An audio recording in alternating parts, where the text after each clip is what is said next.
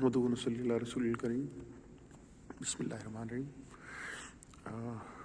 आज जो है वो 12 नवंबर 2021 है, 12 नवंबर 2001 फ्राइडे का दिन है।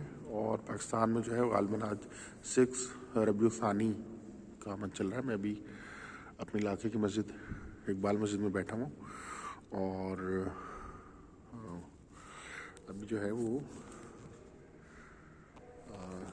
जो बात करने का थोड़ा मौजू भी समझ में आ रहा था, वो ये आ रहा था कि आइडियल रूटीन क्या होना चाहिए एक इंसान का या एक मुसलमान का। तो जो वैसे तो खैर इसको ऑर्गेनाइज्ड वे में अगर करता तो बहुत अच्छी बात थी, लेकिन अभी मैंने कहा कि पहली गो में एक क्लिप बनाते हैं जिसमें जो मुझे समझ में आता है वो जो है वो रिकॉर्डिंग में करते हैं और उसके बाद इसमें इम्प्रूवमेंट की कोशिश करेंगे।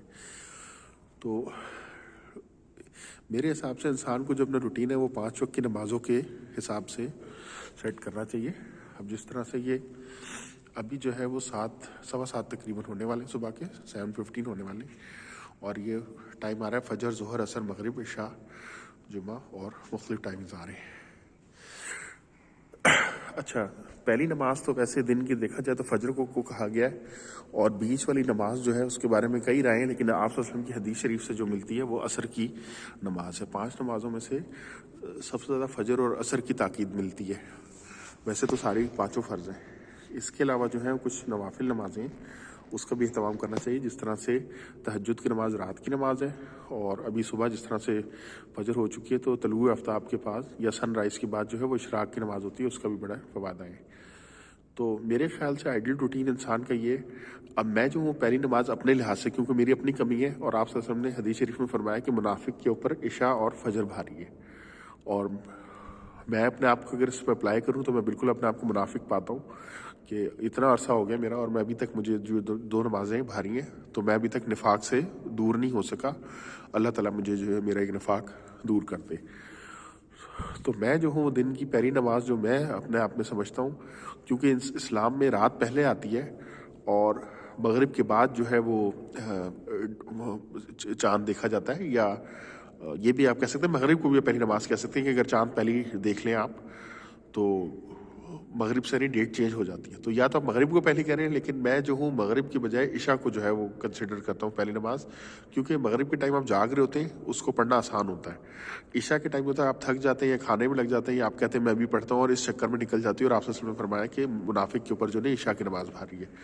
तो मैं क्योंकि एक मुनाफिक सा बंदा हूँ, तो इसलिए मैं ये समझता हूँ कि इशा की नमाज पहले मेरे लिए नंबर 1 पे आनी चाहिए, कि अगर मैंने अपने आप को जो है वो निफाक से निकालना है तो सबसे पहले इसकी कोशिश करनी चाहिए कि इशा इंसान, और मर्द हजरात के लिए तो ख़ास तौर पर बाजमात है, ख़वातीन भी जिनकी मसाजिद करीब हैं और उनमें उन मस्जिदों में जमात से नमाज होती है, उनको जमात से पढ़नी चाहिए। बाकी ये कि घर में पढ़ना औरतों के लिए अलाउड भी है, और कुछ फ़िक़ा के मुताबिक अफजल भी है, बेहतर भी है।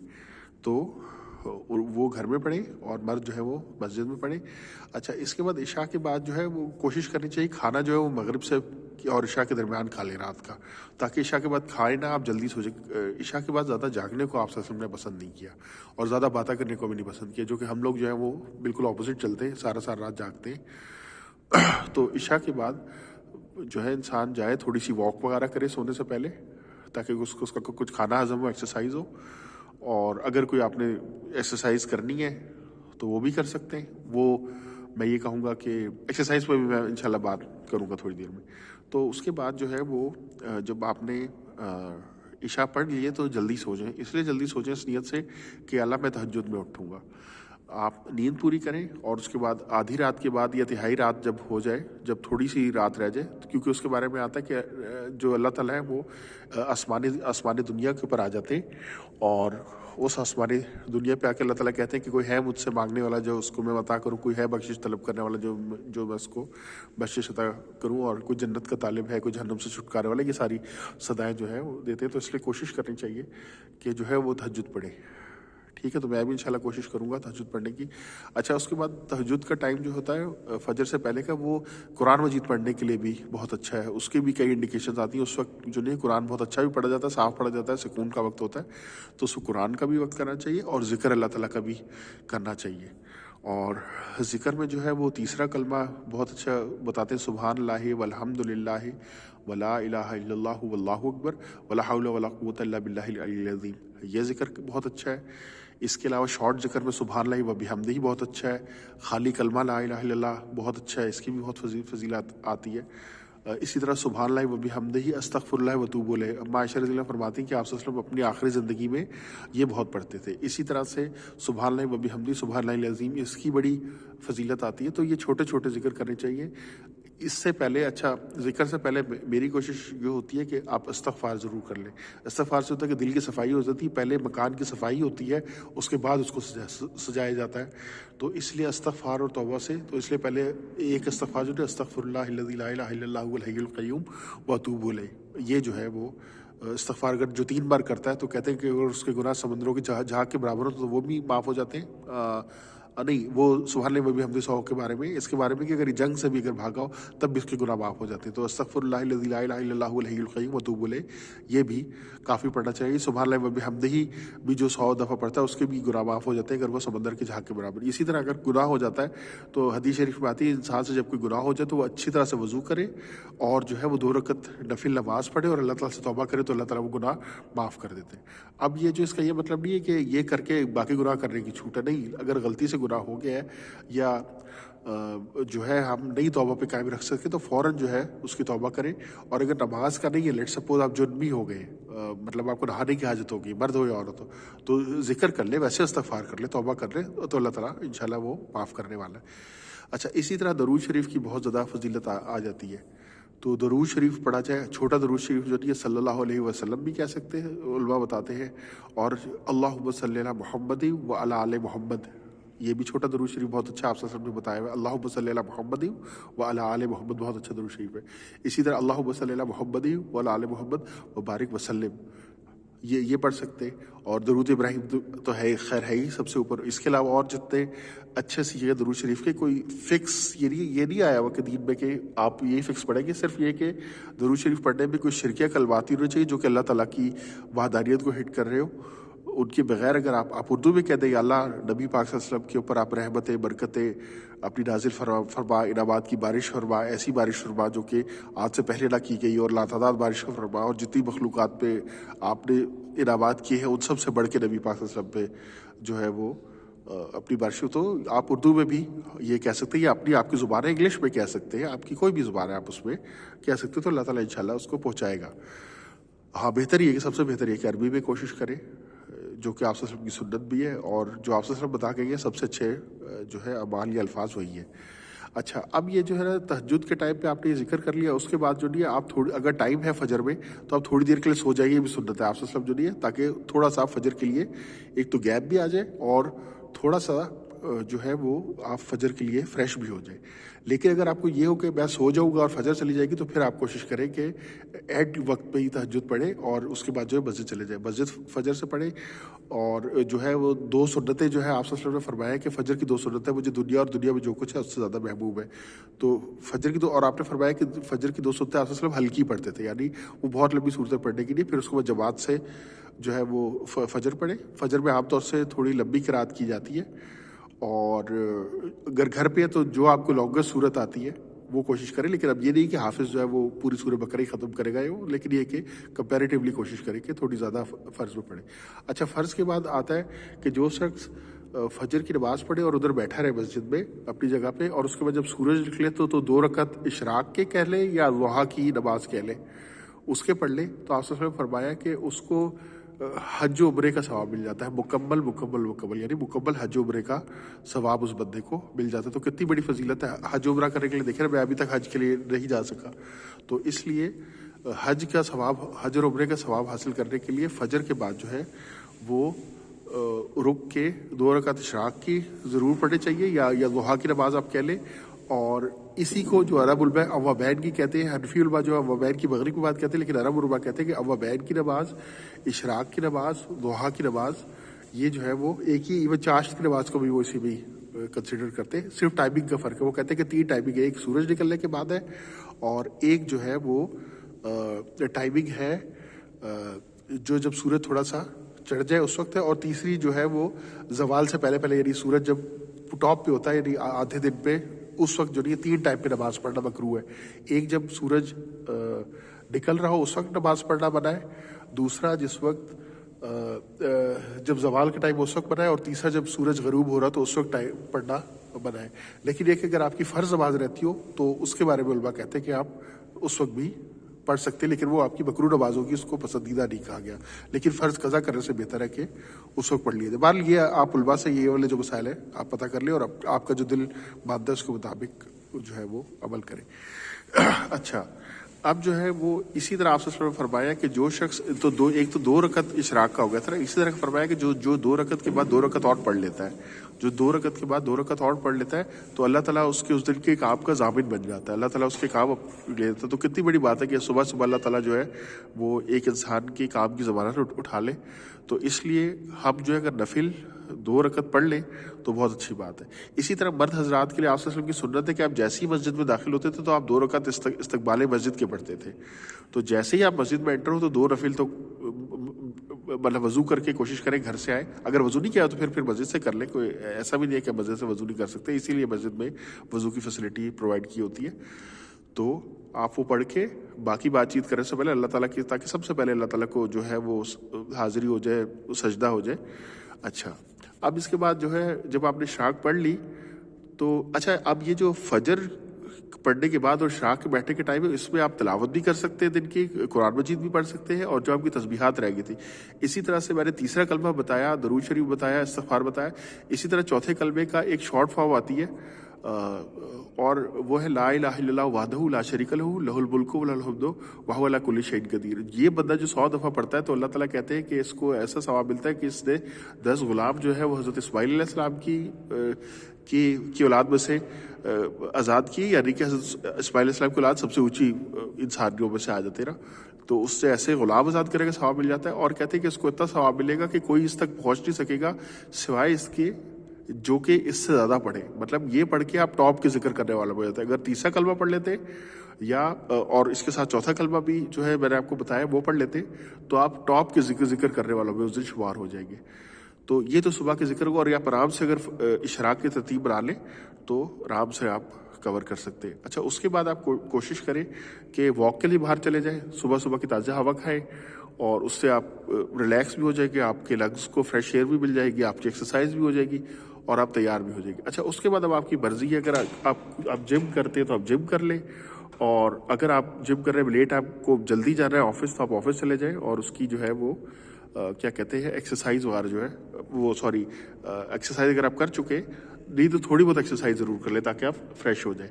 अच्छा, उसके बाद जो है वो आप अपना नाश्ता वगैरह करें जो भी करते हैं। अब मैं नाश्ता इस तरह हैवी करता हूँ क्योंकि मैंने 2 टाइम खाना होता है, अगर आप 3 टाइम खाते तो थोड़ा लाइट नाश्ता करें, जो भी आपकी रूटीन है।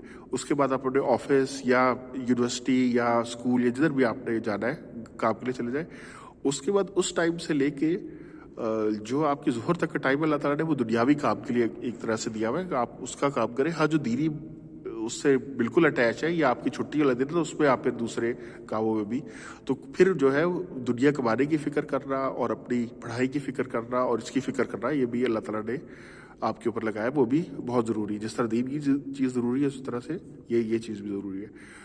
हाँ, बीच में अगर आपने चाश की नमाज जो होती है वो नफिल रुक के पढ़ने, यानी हर 1-2 घंटे पढ़ा, कुछ 5 मिनट का टाइम है, आपका वजू है, आपने वजू किया, नमाज पढ़ ली 2 रकत, तो वो बहुत अच्छा, आप वो कर सकते हैं, अलाउड है, अच्छी बात है। लेकिन अपने काम को छोड़ के नफिल नहीं फिर पढ़ने चाहिए, क्योंकि काम जो है वो पहले ज़रूरी है। अब ये नहीं कि आप सरकारी दफ्तर में है, आपका काम अवाम की लाइन लगी हुई और आप कह नहीं मैं नफिल पढ़ने चला जाता हूँ, तो ये आपकी तनख्वाह हराम हो जाएगी इस तरह। अच्छा, इसी तरह से आप स्टूडेंट हैं, अगर आपका पेपर आया हुआ तो ये नहीं है कि आप कह नहीं जी मैं नफलें पढ़ूंगा तो अल्लाह ताला मुझे पास कर देंगे। आप पहले मेहनत अपनी करें, उसके साथ साथ नफिल जितने कर सकते हैं नमाजें करें, और इवन अगर आपको पढ़ने में मुश्किल हो रही तो सिर्फ फ़र्ज़ नमाज़ों पे आ जाए, सुन्नतें भी इनमें अदा करें और फ़र्ज़ नमाज पूरी करें, और बाकी वक्त पे आप पढ़ने पर अपना टाइम जो है वो लगाएं। अच्छा, उसके बाद ज़ोहर की नमाज़ आती है, वो जिस तरह 1:30 बजे का यहाँ पे टाइम आ रहा है, मैं थोड़ा करीब जाता हूँ। 130 के ऊपर आ रहा है। आमतौर से मसाजिद में पाकिस्तान में 130 पे होता है, या गर्मियों में 145 पे होता है, कुछ जगह पे 115 पे होता है। और फ़िक़्ह के लिहाज से जो अहले हदीस हजरात हैं वो थोड़ी जल्दी करा लेते हैं, वो उनकी 1 बजे भी कभी हो जाती है, कभी वो जो है सर्दियों में 12:45 तक हमारा इस तरह भी हो जाती है ज़वाल के साथ ही। तो वो भी दोनों तरीके आते हैं, दोनों तरीके ठीक है। अच्छा, अब जो है ज़ुहर के बाद या कुछ लोग तो ये करते हैं कि ज़ुहर से पहले दिन का खाना खाते हैं, वो भी अब कर सकते हैं, ज़ुहर के बाद भी कर सकते हैं। उसके बाद जो सुन्नत आ जाती है वो कैलूले की आती है कि थोड़ी देर सोना, और सोने के लिए साइंटिस्ट कहते हैं कि अगर दिन में बंदा कम से कम 20 मिनट्स की नैप ले लेना तो वो फ्रेश हो जाता है। और एक ये भी सुना है कि दिन का 1 घंटे का सोना रात के 2 घंटे के सोने के बराबर हो जाता है। लेकिन ज़्यादा सोने से मसला बनता है, थोड़ा सोना दिन में बेहतर है। तो इंसान कोशिश करे, अगर ऑफिस में है या यूनिवर्सिटी में है तो किसी जगह पे जाके थोड़ी देर के लिए रेस्ट ले ले ताकि वो फ्रेश हो जाए। अच्छा, फ्रेश कर लिया, खाना अपने हिसाब से खा लिया, उसके बाद फिर आप अपने दुनियावी काम जो है उसमें कोशिश करें, पढ़ाई है या ऑफिस वर्क है या जो भी है उसमें कोशिश करें। फिर असर के बाद जो है, जब असर का टाइम होता है, जिस तरह इधर 3:45 पे आ रहा है अभी, गर्मियों में दिन लंबे होते तो आगे चला जाता है टाइम, 5:30 तक भी गया होता है। अब सर्दियाँ आ रही तो ये और पीछे जो आएगा 3:30 तक भी आ जाएगा, और उससे भी शायद पीछे आ जाए। तो असर के बाद जो अल्लाह ताला ने फिर जिक्र करने को बहुत पसंद किया, यानी मगरिब से पहले जो है, फिर जिस तरह सुबह फजर के बाद का टाइम था या फजर से पहले जिक्र का टाइम था, इसी तरह से जो है वो मगरिब से पहले का जो टाइम है और असर का जो आखिरी, उसमें जिक्र करने का बहुत फ़ायदा है। तो उसको कोशिश करनी चाहिए कि इंसान अल्लाह ताला का जिक्र करे। फिर वो तीसरा कलमा है, दुरूद शरीफ है, इस्तग़फ़ार है, और काफ़ी सारे जिक्र हैं, दुआएं हैं। एक दुआ आती है सुबहानल्लाहि व बिहम्दिही अदद खल्क़िही व रिज़ा नफ़्सिही व ज़ीनत अर्शिही व मिदाद कलिमातिही। इसके भी बहुत फ़ज़ाइल हैं और बेशुमार हुए, इंसान थोड़ा थोड़ा करके वो पढ़ता रहे। आयत करीम ला इलाहा इल्लल्लाह अंता सुब्हानका इन्नी कुन्तु मिनज़ ज़ालिमीन, और काफ़ी सारी चीज़ें वो इंसान कर सकता है, और वो 100 दफ़ा पढ़ने में। इसी तरह ला हौल वला कुव्वता इल्ला बिल्लाहिल अलिय्यिल अज़ीम, या ला हौल वला कुव्वता इल्ला बिल्लाह, ये कहते हैं अर्श के ख़ज़ानों में से, ये टेंशन को दूर करता है, 99 बीमारियों की इसमें शिफा है। तो ये इंसान को जो ये फ्रेश कर देता है, ये कोशिश करनी चाहिए सुबह शाम ज़रूर जो है वो। पर तीसरे कलमे में तो ऑटोमेटिकली आ जाता है, नहीं तो इसको अलहदा से भी शॉर्ट करके पढ़ना चाहिए। अब जिस तरह तीसरा कलमा मुझे इकट्ठा पढ़ने में थोड़ा मुश्किल होती है, तो मैं तो सुबहान अल्लाह पहले 100 बार पढ़ता हूँ, फिर अल्हम्दुलिल्लाह 100 बार पढ़ता हूँ, फिर अल्लाहु अकबर 100 बार पढ़ता हूँ, फिर ला इलाहा इल्लल्लाह 100 बार पढ़ता हूँ, और फिर जो है वो ला हौल वला कुव्वता इल्ला बिल्लाह जो है वो 100 बार पढ़ता हूँ। अब इसकी थोड़ी सी बता दूं कि ये इतने ऊंचे कलमात हैं, इनकी वैसे तो बहुत बड़ी फजीलत है। कहते हैं जो 100 दफ़ा कलमा पढ़ता है, बल्कि जो कलमा जो है ला इलाहा इल्लल्लाह, वो तो इतनी ऊंची चीज़ है कि देखिए एक बार भी अगर 100 साल का भी काफिर हो और वो मरने से पहले, इससे पहले कि उसको गैब की चीज़ें नजर आई, फरिश्ते नजर आए, वो एक बार भी सिद्के दिल से, सच्चे दिल से, सिंसियरिटी ऑफ हार्ट से अगर ला इलाहा इल्लल्लाह पढ़ लेता तो उसके सारे 100 के 100 साल के ये गुनाह अल्लाह ताला माफ़ करके उसको जन्नत में भेज देता है। इतना बड़ा कलमा है। और हज़रत मूसा अलैहिस्सलाम ने पूछा था, या अल्लाह मुझे कोई खास कलमा अता फरमाए, तो अल्लाह ताला ने कहा था कि मूसा ला इलाहा इल्लल्लाह कहा करो। तो मूसा अलैहिस्सलाम ने कहा, या अल्लाह ये तो सभी पढ़ते हैं। तो अल्लाह ताला ने कहा है कि मूसा अगर सातों ज़मीनों सातों आसमान को एक वेइंग स्केल की एक साइड पे नहीं, तराजू के एक पलड़े में रख दिया जाए और ला इलाहा इल्लल्लाह का पर्चा दूसरे में रख दिया जाए, तो ला इलाहा इल्लल्लाह जो भारी होगा। अच्छा, इसी तरह जब आप सब मिराज पे तशरीफ लेके गए तो हज़रत इब्राहीम अलैहिस्सलाम ने कहा है कि अपनी उम्मत को मेरा सलाम कहिएगा। तो कितनी बड़ी बात है, इब्राहीम अलैहिस्सलाम इतने बड़े खलीलुल्लाह जो वो हमें, हम जैसी उम्मत गुनाहगार को सलाम कह रहे। वालेकुम अस्सलाम वरहमतुल्लाहि वबरकातुहू। अल्लाह ताला हज़रत इब्राहीम अलैहिस्सलाम और उनके आल के ऊपर जो है लाखों दरूद व सलाम जो पहुँचाए कि उन्होंने हम जैसों को सलाम भेजा, मेरे जैसे को भी इसमें शामिल किया। तो आगे इब्राहीम अलैहिस्सलाम ने कहा कि नबी पाक ने फरमाया कि जन्नत की मिट्टी जो है वो बहुत खुशबूदार और ज़रख़ेज़ है, मतलब बहुत फर्टाइल है, और इसकी जो है बुश को ज़ाफ़रान से ग़ालिबन बनी हुई है। तो और उन्होंने फरमाया कि इसके पौधे जो है वो सुबहानल्लाह, अल्हम्दुलिल्लाह, अल्लाहु अकबर, ला इलाहा इल्लल्लाह, जिसका जितना दिल चाहे वो लगाते रहे। तो सुबहानल्लाह, अल्हम्दुलिल्लाह, अल्लाहु अकबर, ला इलाहा इल्लल्लाह जितना आप कहते हैं उससे एक एक पौधा आपकी जो है जन्नत का आपके नाम पे लगता जाता है। इसी तरह से कुल हुवल्लाह जो 3 दफ़ा पढ़ता है, औज़ु बिल्लाहि मिनश शैतानिर रजीम, बिस्मिल्लाहिर रहमानिर रहीम, कुल हुवल्लाहु अहद, अल्लाहु समद, लम यलिद वलम यूलद वलम यकुल लहू कुफुवन अहद, बिस्मिल्लाहिर रहमानिर रहीम, कुल हुवल्लाहु अहद, अल्लाहु समद, लम यलिद वलम यूलद वलम यकुल लहू कुफुवन अहद, बिस्मिल्लाहिर रहमानिर रहीम, कुल हुवल्लाहु अहद, अल्लाहु समद, लम यलिद वलम यूलद वलम यकुल लहू कुफुवन अहद। जो कुल हुवल्लाह शरीफ जो है वो 3 दफ़ा पढ़ता है, आपसे ने फरमाया कि उसको पूरे कुरान जितना सवाब मिल जाता है, और जो 10 दफ़ा पढ़ लेता है उसका जन्नत में एक महल बन जाता है। तो देखिए कितनी सी سی دیر لگی, تھوڑی سی سیکنڈز میں مجھے جو ہے وہ پورے قرآن مجید پڑھنے کا ثواب مل گیا. اب اس کا یہ مطلب نہیں کہ باقی قرآن نہیں پڑھنا, باقی قرآن پڑھنے کی اپنی فضیلت ہے, لیکن انسان تھوڑے سے سیکنڈ لگا کے آدھے منٹ میں یا 1 منٹ میں قل ہو اللہ, میں نے تو تھوڑی تیز پڑھی ہے, انسان تھوڑا ٹھہر کے پڑھ لے تاکہ صحیح سے الفاظ بھی ادا ہو جائے اور اچھی طرح سے ادا ہو جائے. مطلب انسان کام تھوڑا کرے اور ستھرا کرے. مجھے تو ابھی ویڈیو بنانی ہے, اس لیے جو چیزیں آ رہی ہیں اس لیے میں تیز تیز جو ہے وہ کر رہا ہوں. اچھا, اسی طرح سے جو ہے تو مختلف اعمال ہیں. تو عصر کے بعد مغرب سے پہلے کوشش کرنی چاہیے کہ یہ ذکر اذکار کریں, پھر مغرب کی نماز انسان پڑھے, اور مغرب کے بعد بھی جو ہے وہ کچھ اذکار ہیں. اچھا, نماز کے بعد کے کچھ اذکار جو امپورٹنٹ آتے ہیں, اس میں ایک تو جو یہ ہے کہ جو آیت الکرسی ہر نماز کے بعد پڑھے گا. آیت الکرسی جو نہیں ہے وہ سب سے فیمس اور سب سے اونچی شان والی آیت ہے. اس کو جو آیت الکرسی کو پڑھے گا ہر نماز کے بعد, تو کہتے ہیں کہ وہ مرنے سے پہلے, یعنی اس کو اس وقت موت آئے گی کہ اس کو جنت میں اس کا مقام دکھا دیا جائے گا دنیا میں, اس کے بعد اس کو موت آئے گی. تو کتنی بڑی فضیلت ہے. اسی طرح سے جو تسبیح فاطمی یعنی 33 دفعہ سبحان اللہ, 33 دفعہ الحمدللہ, 33 دفعہ اللہ اکبر, اور 1 دفعہ لا الہ الا اللہ وحدہ لا شریک لہ لہ الملک و لہ الحمد وہو علی کل شیء قدیر, یہ یا 34 دفعہ اللہ اکبر, مطلب 33 سبحان الحمدللہ, اور یا 34 دفعہ اللہ اکبر, دونوں روایت آتی. جو یہ پڑھتا ہے تو اس کے تمام گناہ جو ہے وہ معاف کر دیے جاتے ہیں. تو اس کی بھی کوشش کرنی چاہیے. سوتے ہوئے بھی تسبیح فاطمی پڑھنی چاہیے, کیونکہ اس سے کہتے ہیں کہ انسان فریش ہو جاتا ہے. اور آپ سے جب ان کی سب سے پیاری بیٹی حضرت فاطمہ رضی اللہ عنہ کہہ لیں یا علیہ السلام کہہ لیں, وہ جب کنیز مانگنے کے لیے یا کوئی خادم مانگنے کے لیے گئی تھی, تو آپ صلی اللہ علیہ وسلم نے کہا تھا کہ تم یہ پڑھا کرو, یعنی خادم کی جگہ یہ عنایت کیا تھا کہ یہ تسبیح کیا کرو. تو اس سے تھکان بھی انشاءاللہ اترے گی, اور اس سے اور انہی کو سبحان اللہ الحمدللہ اللہ اکبر لا الہ, انہی کو باقیات الصالحات قرآن میں کہا گیا, یعنی ہمیشہ رہنے والی نیکی ہے.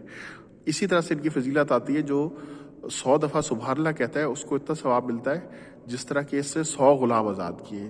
جس طرح 100 پرزنر, آپ دیکھیں نا, ہم اگر ابھی اڈیالہ جیل جائیں اور پاکستان کی جو بڑی جیل ہے, اور ان سے کہہ کہ ہم نے 100 پرزنرز کو جو ہے وہ حکومت کو پیسے دے کے آزاد کروانا ہے, کیونکہ آج کل ویسے تو سلیوری کا سسٹم ختم ہو گیا, تو ہم پرزنرز کے اوپر ہی کریں گے نا, تو پتہ نہیں کتنے اربوں روپے ہمارا لگ جائے گا, یا لاکھوں روپے, تو لاکھوں سے تو اوپر ہی لگے, کروڑوں تو لگے گا 100 اگر قیدیوں کو آپ نے ان کی بیل کروانی کیا تو آپ دیکھیں کتنے آرام سے 100 دفعہ سبحان اللہ کہہ کے آپ وہ کر سکتے. اچھا, جو 100 دفعہ الحمدللہ کہتا ہے اس کو اتنا ثواب ملتا ہے کہ اس نے جہاد کے اندر 100 گھوڑے دیے ہیں ساز و سامان کے ساتھ. یعنی میں اس کی اگزامپل دیا کرتا ہوں کہ پاکستان کا الخالد ٹینک ہے, وہ اتنا مہنگا ٹینک ہے, اگر کوئی بندہ اس کی وہ ساری ساز و سامان اور جو بندے اس میں بیٹھتے ہیں ان کی تنخواہوں کے ساتھ اگر وہ اللہ کے راستے میں دے, تو کتنے اس کے اربوں روپے لگ جائیں گے, کتنے مہنگے ہوں گے 100 خالد ٹینک.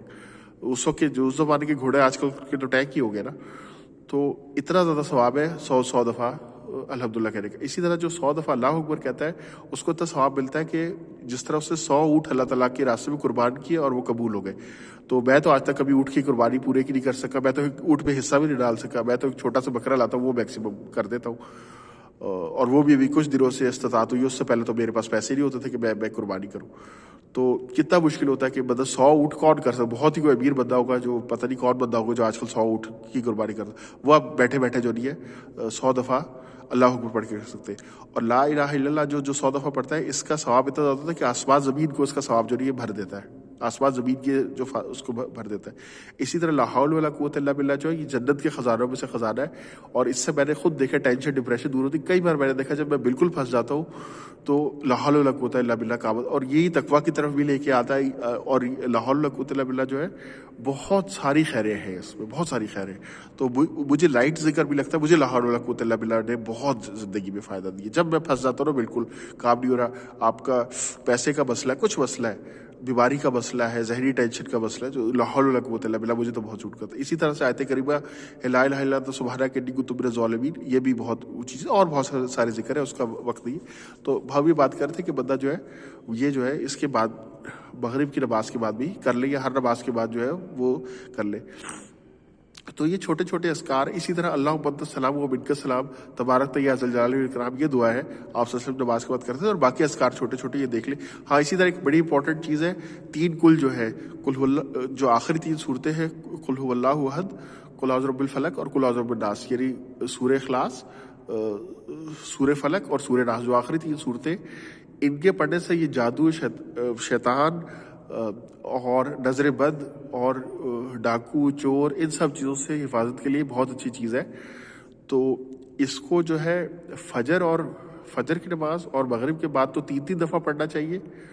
اور سوتے ہوئے آپ صلی اللہ علیہ وسلم کا طریقہ یہ تھا کہ سونے سے پہلے آپ ایک دفعہ یعنی پہلے قل ہو اللہ شریف پڑھتے، پھر قل اعوذ برب الفلق پڑھتے، پھر قل اعوذ برب الناس پڑھتے، اور اس کے بعد اپنے اوپر پھونکتے تھے. مطلب ہے کہ ہاتھوں میں پھونک کے جو ہے دم کر کے پورے جسم پہ جہاں تک ہاتھ جاتا تھا پھیر لیتے تھے. پھر دوسری بار پڑھتے، پھر یعنی 3 بار پڑھنا ضروری ہے. تو فجر کے بعد انسان 3 دفعہ پڑھ لے، اور جو ہے وہ مغرب کے بعد 3 دفعہ پڑھ لے، اور اس کے بعد جو ہے وہ اپنے اور سونے سے پہلے بھی 3 دفعہ ضرور پڑھ لے. اور باقی جو نمازیں اس میں ایک دفعہ ضرور پڑھ لے. یعنی ظہر کی، عصر کی اور عشاء کی جو ہے اس میں جو ہے وہ ایک دفعہ تو صورتوں کو پڑھنا یہ سنت ہے. اور بھی سنتیں ہیں لیکن یہ چھوٹی چھوٹی میں نے بتا دی. اچھا، اب جو ہے وہ مغرب کا ٹائم آ گیا. مغرب سے ہی ہم نے سٹارٹ کیا تھا، اور اس کے بعد پھر جو ہے وہ مغرب کے بعد کوشش کریں کہ اب کی جو دنیا کا کام ہے وہ ختم ہو چکا ہو. ہر ایک کا اپنا روٹین ہوتا ہے. کچھ لوگ ہوتے ہیں ان کی رات کی ڈیوٹی ہوتی ہے، تو ظاہر بات ہے وہ رات کو ڈیوٹی کریں گے اور صبح کے اعمال میں ریسٹ کریں گے. لیکن زیادہ تر دنیا جو ہے اللہ تعالیٰ نے جو یہی کہا ہے کہ ہم نے رات آرام کے لیے بنائی ہے اور دن جو ہے کام کے لیے بنایا ہے. تو اس کے بعد جو ہے آپ کوشش کریں کوئی رشتہ داروں کے پاس جائیں، کوئی ان سے بات کرے، کسی کو فون کر لے، کسی کو واٹس ایپ کر لے، کوئی حال احوال پوچھ لے، کسی دوست کے پاس چلے جائے، کسی بیمار کے پاس چلے جائے. تو یہ بھی یہ آپ دن میں بھی کر سکتے کہ اپنا ٹائم نکال کے کسی مارک آؤٹ کر کے. تو جو حقوق العباد ہے نا اس کی بھی پوری کوشش کریں. والدین ہیں ان کے پاس جائیں، ان کے پاس بیٹھے، صبح بیٹھے، فجر کے بعد جائیں. اب جس طرح میں اپنی والدہ کے پاس انشاءاللہ بھی جا کے بیٹھوں گا، اس سے دعا کا کہوں گا، تو اس کی کوشش کریں. اسی طرح سے کوئی بیمار ہے اس کا حال پوچھ لے، اس کو فون کر لے.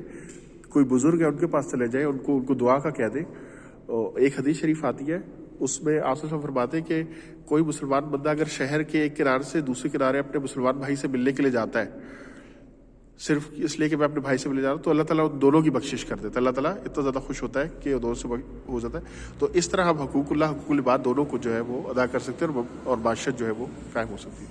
تو اب جو ہے میں تقریباً اگر اس ترتیب پہ آ جائیں تو الحمدللہ ہمارے حقوق اللہ بھی ادا ہو جائیں گے، اور ہمارے جو ہے وہ حقوق العباد بھی جو ہے وہ ادا ہو جائے گا، اور معاشرہ بھی جو ہے وہ قائم ہو جائے گا. اسی طرح سے مالی امداد بھی کوشش کرنی چاہیے. جو غریب ہیں ان کے پتہ کرنا، بھوکے کو کہتے ہیں کہ اسلام کی اچھی صفت کیا ہے. حدیث میں فرمایا کہ جس کو نہیں جانتے ہو یا نہیں جانتے ان کو سلام کرنا، اور جو بھوکے ہیں ان کو کھانا کھلانا، یہ اسلام کی اچھی صفت ہے. اسی طرح سے جس کے پاس کپڑا نہیں اس کو کپڑا پہنانا، اور جس کے پاس رہنے کے لیے جگہ نہیں اس کی رہنے کا بندوبست کرنا. یہ بیسکس کو کم از کم میٹ کرنا یہ بہت بڑے کاموں میں سے. تو اب جو ہے وہ ہمارے موزن صاحب ماشاءاللہ وہ آ گئے، وہ نماز پڑھے، تو وہ میرے بولنے سے جو ہے ظاہر بات ڈسٹرب ہوں گے، تو میں اپنی بات کو ادھر ہی ختم کرتا ہوں. اللہ تعالیٰ مجھے جو کہا گیا اس پہ عمل کی توفیق عطا فرمائے، اور جو سب لوگ ہیں ان کو عمل کے اوپر ہم سب کو لے آئے. اور اگر یہ چیز عام ہو جائے تو پوری دنیا میں دین آ جائے گا انشاءاللہ، اور دنیا جو ہے وہ جنت کا ایک نمونہ بن جائے گی. بہت شکریہ. دعا میں اپنی یاد رکھیں. السلام علیکم ورحمۃ اللہ وبرکاتہ. اچھا، ایک چیز جو رہ گئی تھی وہ تھا کہ میرا قرآن کا ایمفیسس بڑا کم تھا ویڈیو پہ. قرآن جو ہے وہ سب سے بڑا معجزہ ہے، اللہ تعالیٰ کا کلام ہے، ہدایت کی کتاب ہے. جو اس کو پڑھے گا، سمجھے گا، وہ ضرور اللہ تک پہنچ جائے گا، ضرور خدا تک پہنچ جائے گا، وہ حق کو پہچان لے گا. تو اس لیے قرآن کو سننا، اس کی تلاوت کو سننا، عربی میں جو اللہ تعالیٰ کے اصلی الفاظ ہیں وہ، اور اس کو جو بھی آپ کی زبان ہے اس کو ترجمے کے ساتھ سمجھنا. اور تفسیر جو آتی ہے، کم از کم ایک تفسیر، اچھی تفسیر جو ہے، جس سے تفسیر ابن کثیر ہو گئی، یا جو سعودیہ کی تفسیر ہے اس کو انسان کر لے، حافظ اصلاح الدین کی غالباً ہے ان کو، یا تفسیر عثمانی ہوگی، کوئی بھی اچھی تفسیر جو ہے چھوٹی تفسیر سے، یا مودودی صاحب کی بہت اچھی تفسیر ہے انگلش کی، اس کو جو ہے وہ ضرور سمجھ کے پڑھنا چاہیے. جو یہ کرے گا انشاءاللہ وہ ضرور حق تک پہنچ جائے گا. تو قرآن مجید کو ڈیلی کی اپنی روٹین میں ضرور شامل کرنا چاہیے. میں تو کہتا ہوں اس کے سٹیپس بنانے چاہیے. ایک تلاوت کے لیے رکھنا چاہیے، کچھ صورتیں جو ڈیلی پر انسان پڑھتا ہے، سورہ یاسین ہو گئی، سورہ رحمان ہو گئی، مغرب کے بعد سورہ واقعہ ہو گئی، فاقے سے بچاتی ہے، اور سونے سے پہلے سورہ ملک ہے وہ جو ہے قبر کے عذاب سے بچاتی ہے. سورہ یاسین کے بارے میں کہتے ہیں کہ وہ تمام حاجات پوری ہو جاتی ہیں اس سے. تو اسی طرح سے جو ہے کچھ خاص صورتیں تو ڈیلی کوشش کرنی چاہیے انسان جو ہے وہ روٹین بنائے. اس کے علاوہ کہتے ہیں علماء یہ کہ کوشش کرنی چاہیے 1 مہینے میں ضرور قرآن مجید ختم ہو جائے, یعنی روزانہ 1 پارہ بنائے. اب میرے لیے مجھ سے تو 1 پارہ نہیں ہوتا کیونکہ میں ترجمے کے ساتھ پڑھتا ہوں اور کوشش کرتا ہوں تھوڑی تفسیر بھی دیکھوں. تو اس کے آپ بے شک اسٹیپ بنا لیں کہ تلاوت ہم نے کچھ کرنی ہے, پھر ترجمے سے کچھ سننا ہے, اور کچھ جو ہے آیت بالکل 1 یا 2 کریں کہ اس کو ہم تفسیر کے ساتھ کریں گے. یعنی بے شک 15 منٹ دیں آپ کہیں کہ آج 1 آیت میں کروں گا قرآن مجید کی, اس کو تفسیر کے ساتھ کریں. کیونکہ قرآن مجید جو 23 ایئرز میں پورے آیا ہے, اللہ تعالیٰ یہ نہیں چاہتا کہ آپ 1 دن میں یا 1 مہینے میں سارا اس کو کر لیں. تو کچھ تلاوت کا, میں دوبارہ ریپیٹ کروں گا کہ کچھ تلاوت کا روٹین بنائیں, سننے کا, خود پڑھنے کا یا سننے کا, اور پھر ترجمے کے ساتھ پڑھیں, اس سے سمجھ میں آتی ہے. اور 3rd کیٹیگری جو ہے وہ ضرور تفسیر کے رکھیں, اور اس کو بے شک لائٹ لے کے چلیں کہ میں 10 سال میں قرآن مجید ختم کروں گا یا 5 سال میں, یا جو بھی آپ کی سپیڈ بنتی ہے اس کے حساب سے. جتنی تفسیر کے ساتھ پڑھنے میں آپ کا ویژن کھلے گا اور جتنا آپ کو اللہ تعالیٰ سمجھ میں آئے گی وہ اور کسی چیز سے نہیں آئے گی. اسی طرح سے ترجمے سے بہت زیادہ سمجھ میں آئے گی. باقی کہ اگر ٹائم نہیں ہے تو خالی تلاوت بھی بہت زیادہ, اور اپنی اس لیول پہ لے کے آئیں عربی کو کہ آپ اس لیول پہ آ جائیں ایسا کر کے کہ جب آپ کی قرآن مجید کی تلاوت پڑھی تو آٹومیٹیکلی آپ کو اس کا سمجھ میں آ رہا ہو کہ یہ کیا بات چل رہی ہے. تو ہمارے زیادہ تر مسلمانوں کو کہتے ہیں نا کیوں عمل نہیں کرتے, کیونکہ قرآن کو انہوں نے سمجھتے نہیں ہے, اور وہ جو کہا جا رہا ہوتا ہے ان کو نماز میں بھی بس ایسی ہے جا کے کھڑے ہو جاتے ہیں. اس کا بھی ثواب ہے, اس کا بھی فائدہ ہے, لیکن یہ ہے کہ جو سمجھ کے کرنے کا ہے اس سے پھر وہ دین میں زندگی میں چینج آتی ہے, اس سے کامیابی پھر دنیا اور آخرت کی ملتی ہے. بہت شکریہ. السلام علیکم. بسم اللہ الرحمن الرحیم. اللہم صلی علی محمد وعلی آل محمد. اچھا, ایک اور امپورٹنٹ چیز قرآن کے ساتھ یہ رہ گئی تھی کہ دعا بڑی خاص چیز ہے. اللہ تعالیٰ سے دعا جو مومن کا ہتھیار کہا گیا ہے, اور اللہ تعالیٰ سے تعلق بنانے کے لیے دعا ہر حالت میں کرنی چاہیے. جس بھی آپ حالت میں ہو, سوتے جاگتے اٹھے بیٹھے, آپ دعا کر سکتے ہیں اللہ تعالیٰ سے, اور براہ راست اللہ تعالیٰ سے کر سکتے ہیں. اللہ تعالیٰ کہتے ہیں مجھے پکارو, میں تمہاری پکار کو سنتا ہوں. تو اب دعا کا جو ہے وہ طریقہ آپ نے جو بتایا وہ یہ ہے کہ سب سے پہلے جو اللہ تعالیٰ کی بڑائی کو بیان کیا جائے جتنی بیان کر سکتے ہیں, اس کے بعد درود شریف پڑھا جائے, اور پھر اللہ تعالیٰ سے جو ہے وہ دعائیں مانگی جائیں. مصنون دعائیں بہت ساری ہیں. اس کے اوپر میں انشاءاللہ ڈیٹیل میں علیحدہ سے ٹاپک بھی کروں گا. ابھی جو ہے وہ کیونکہ باقی اس کے ساتھ ڈیلی روٹین کے ساتھ ایڈ کرنا تھا.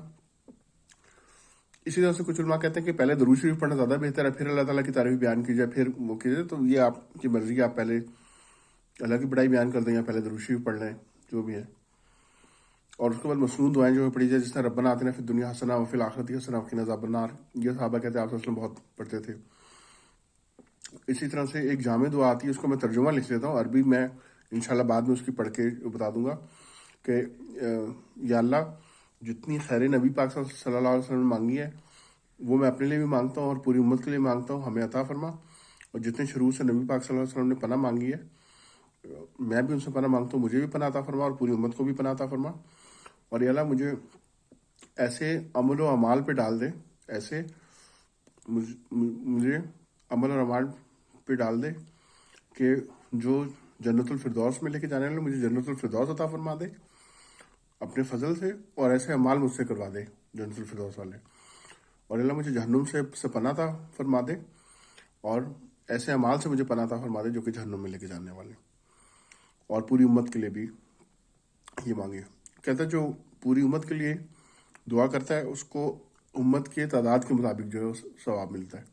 اسی طرح پوری انسانیت کی ہدایت کے لیے کہ اللہ تمام انسان و جن جو ہیں وہ ان کو ہدایت دے دیں, وہ جہنم سے بچ کے جنت میں جانے والے بن جائیں. یہ بہت اونچی دعا ہے, اس کو مانگنا چاہیے. پھر خیر کی جتنی دعائیں کہ اللہ میری بیماری دور کر دے, اللہ میری پریشانی دور کر دے, اللہ مجھے پیسے کا مسئلہ دور, جتنے بھی ہیں وہ اللہ تعالیٰ سے کرتے رہنا چاہیے. تو کہتے ہیں جو دعا نہیں کرتا اللہ تعالیٰ سے ناراض ہوتے ہیں. اسی طرح سے دعا کے بارے میں آتا ہے کہ دعا جو ہوتی ہے وہ ضائع نہیں جاتی. یا تو اللہ تعالیٰ جو دعا مانگ رہا ہوتا ہے وہی چیز عطا کرتے ہیں, یا اس سے بہتر عطا کر دیتے ہیں. یا اللہ تعالیٰ جو ہے کوئی بلا آ رہی ہوتی ہے اور دعا سے جا کے ٹکرا جاتی ہے, اور وہ یہ اور بلا جو نہیں ہے قیامت تک جو یہ آپس میں کرتے رہتے تو یہ محفوظ ہو جاتا ہے. یا پھر یہ ہوگا اگر ان ساری چیزوں سے کوئی بھی نہیں ہوا اور دعا کی کوئی قبولیت کے ساتھ نہیں نظر آئے تو پھر اللہ تعالیٰ کیا کرے گا کہ آخرت میں اللہ تعالیٰ بلائے گا بندے کو, اور انسان تو اس کو بھول جائے گا. وہ کہے گا میرے بندے تجھے پتا فلاں ٹائم پہ تو نے یہ دعا کی تھی اور تیری وہ قبول نہیں ہوئی تھی, وہ میں نے آخرت کے لیے رکھ لی تھی, اس کا اللہ تعالیٰ بہت بڑا اجر عطا فرمائیں گے، بہت بڑی جنت اور بہت چیزیں. تو حدیث شریف میں آتا ہے کہ انسان کو اتنا وہ کرے گا، جب دیکھ کے اتنی خوشی ہوگی، وہ کہے گا کہ یا اللہ کاش میری ایک بھی دعا دنیا میں قبول نہ ہوتی جتنا آپ مجھے دے رہے ہیں. تو دعا ضائع نہیں جاتی. اللہ تعالیٰ بہت رحمان الرحیم ہے. نبی پاک صلی اللہ علیہ وسلم جو ہے رحمۃ اللہ عالمین ہے. تو اللہ کی اصل جو ہے وہ رحم ہے، محبت ہے. آپ صلی اللہ علیہ وسلم بھی جو ہے وہ رحمت ہیں اور محبت ہیں. تو اس لیے دعا کا خاص اہتمام کرنا چاہیے. اول آخر درود شریف ضرور پڑھنا چاہیے. کہتے ہیں کہ جو اول آخر درود شریف نہیں پڑھا جاتا تو وہ دعا لٹکی رہتی ہے، کیونکہ یہ ساری چیزیں نیک عمل بتانے والے حضرت محمد صلی اللہ علیہ وسلم ہیں. تو ان کے اوپر درود شریف تو جتنا پڑھا جائے، بلکہ ایک روایت میں تو آتا ہے کہ ایک صحابی کہنے لگے کہ یا نبی اللہ، میں اپنی دعاؤں میں سے کتنا حصہ درود شریف کا رکھوں، 1/3 رکھ لوں. پہلے انہوں نے شاید غالباً 1/4 کا کہا، تو آپ نے کہا کہ ہاں رکھ لو، اگر اور کر لو تو اور بہتر. انہوں نے کہا 1/3 کر لوں، ان کا اور کر لو تو بہتر ہے. پھر انہوں نے کہا میں نصف کر لوں، اور تو انہوں نے کہا میں ساری درود ہی پڑھا کروں. تو ہاں کہتے کہ تم یہ کر لو تو اللہ تعالیٰ تمہاری دنیا اور آخرت کے ہر جو ہے کام کے لیے پورا ہو جائے گا. لیکن دیکھیں اس کے بعد یہ نہیں ہے کہ صحابہ کا بس باقی ساری چیزیں چھوڑ کے، باقی دعائیں یا ذکر چھوڑ کے صرف درود شریف پڑھتے تھے. یعنی ساری چیزیں بھی کرنی، باقی ہر چیز کو بھی، دعا کو جو مشہور دعائیں ان کو کرنا چاہیے. نماز میں کے اندر جو پڑھی جانے والی دعائیں ہیں، نماز کے بعد کی جو آپ کی مصنون دعائیں، ان سب کو کوشش کرنی چاہیے پڑھیں، اور پھر اپنی زبان میں بھی مانگنا چاہیے. اور پھر یہ کہ دعا کے لیے شرط نہیں کہ ضرور آپ نے اللہ تعالیٰ کی لمبی چوڑی تعریف ہی کرنی ہے پھر ہی کرنی. آپ بیٹھے جاؤ، یا اللہ میری مدد کر دے، یا اللہ میرے کام بنا دے، یا اللہ میرے لیے آسانی والا معاملہ فرما دے. مختلف آپ اپنے اس میں بھی اچھی جو جائز دعائیں وہ کر سکتے ہیں. ہاں کسی کی برائی کی دعائیں کہ اللہ تو اس کو ہلاک کر دے، یا اسے جب تک کہ کوئی ظالم نہ ہو. ہاں کوئی ظلم ڈھا رہا ہو اور تو مظلوم کے حق میں دعا کرنا، اور ظالم کے خلاف جو ہے وہ بد دعا کا بھی آتا ہے کہ وہ آپ کر سکتے ہیں. لیکن کوشش آپ صلی اللہ علیہ وسلم کی بد دعا کرنے کی سنت نہیں آئے گی. بہت کم واقع کہ آپ نے، وہ بھی آپ کی کسی نہ کسی رحمت سے جڑی ہوئی بات ہے جو کہ ایسے کلمات آتے ہیں. تو دعائیں سب کے لیے کرنی چاہیے. بہت شکریہ جی.